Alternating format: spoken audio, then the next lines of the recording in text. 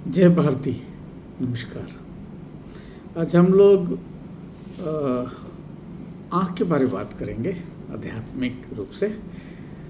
तो आँख को हम लोग नेत्र के रूप से भी जानते हैं और चक्षु के रूप से जानते हैं। तो हम बात करते हैं अभी चक्षु। तो हमारे धर्म के अनुसार हमारे पास कितने तरह के चक्षु हैं। तो सबसे पहले उनका नाम ले लेते हैं, फिर उनके विषय में बात करते हैं। पहला है स्थूल चक्षु, जो आपका जो साधारण आँख जिसको कहेंगे, जो पंच इंद्रियां हैं उनमें आँख भी है, दृष्टि का बोधक है, तो स्थूल है। फिर सूक्ष्म चक्षु, कारण चक्षु, ज्ञान चक्षु, दिव्य चक्षु, मनोचक्षु, आत्मा के लिए जो है वो चक्षु, हृदय का चक्षु, धर्म या नीति के लिए जो चक्षु है, और एक समदर्शी चक्षु। तो अब एक एक करके सबको हम लोग मानते हैं, समझते हैं क्या है। तो सबसे पहले देखते हैं कि स्थूल चक्षु। तो स्थूल चक्षु में क्या है कि आप इसको, ये भौतिक चक्षु है और इससे केवल भौतिक चीज़ें दिखाई देती हैं। मोह भी इसी कारण से है। इस चक्षु को देख के मोह या घृणा या राग द्वेष इस चक्षु के कारण हो सकता है। तो अर्जुन को जैसे हुआ था, तो वो स्थूल चक्षु है। अब आते हैं सूक्ष्म चक्षु। ये सूक्ष्म चक्षु आपको आपके स्वप्न में, स्मृति में, चिंतन में ये काम करता है। ये तो आपकी जो चित्त की वृत्तियां हैं उसके माध्यम से आप उस पर काम करते हैं। कोई सोचना या गहन चिंतन करना, वो सूक्ष्म चक्षु का है। अब एक कारण चक्षु है। इसमें जो आपके प्रारब्ध है, जो आपकी इच्छाएं जुड़ी हुई हैं, उसके कारण तो इसमें है कि जो कुछ ऋषि और संत होते हैं इस चक्षु से काम करते हैं, और कई बार वो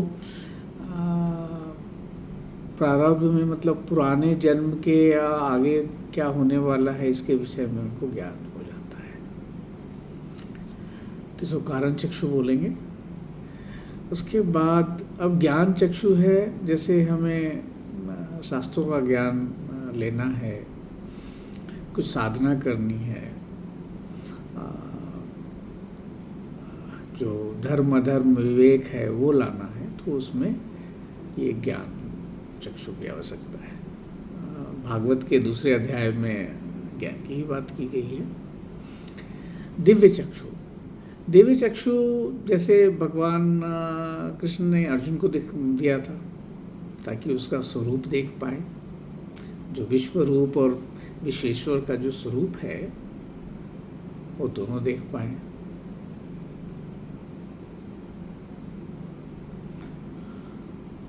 मतलब सगुण भी और निर्गुण भी। तो उसके लिए दिव्य चक्षु की आवश्यकता है। अब है जो मन का चक्षु है, ये आपके मन में जो कल्पना आप करते हैं कुछ साइंटिफिक के लिए, या कोई स्टोरी लिखना है, या जो मैं, ताकि आप एक किस चीज़ पे कार्य करने के लिए जो आप सोचते हैं नॉर्मल, वो मन का चक्षु है। और ये कई बार भटकता भी है, ज़्यादातर भटकता ही है। आत्म चक्षु है, जिसमें आप पता करते हैं कि आप कौन हैं या मैं कौन हूँ, है ना। इसका जो खोज है वो आत्म चक्षु करता है। इसके बाद हृदय चक्षु है। आपके जो वात्सल्य है, प्रेम है, श्रद्धा है, ये सब हृदय चक्षु का ये है। उसमें भक्ति और श्रद्धा ही बहुत ही आवश्यक है इसमें। धर्म चक्षु है जब आप किसी चीज़ को धर्म अधर्म के रूप से देखते हैं कि क्या सही है और क्या गलत है।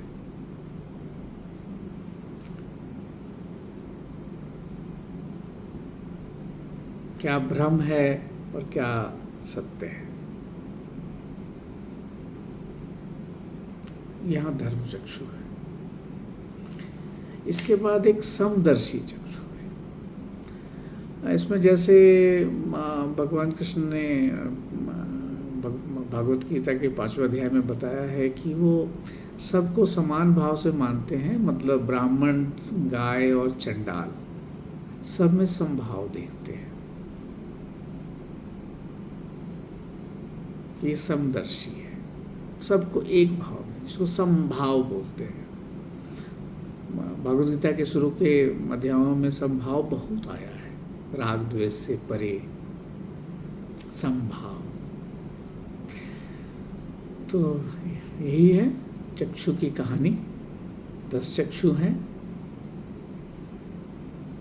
आशा है आपको अच्छा लगा होगा।